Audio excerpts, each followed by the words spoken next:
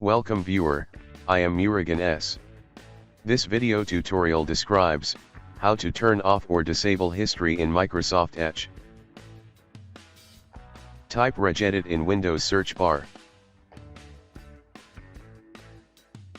Right-click Run as administrator.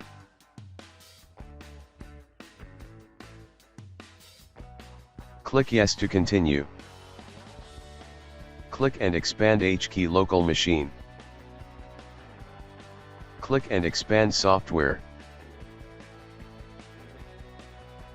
Click and expand policies. Click and expand Microsoft. Click Edge. Right-click New D-Word 32-bit value. Type Saving Browser History Disabled. S, B, H and D are capital letters.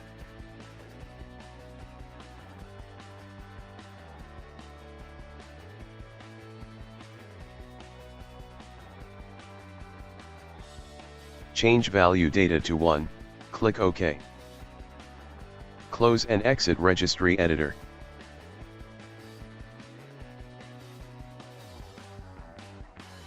Restart system. I hope this video tutorial helps to you. Please like, share and don't forget to subscribe my channel. Thank you very much. See you next video.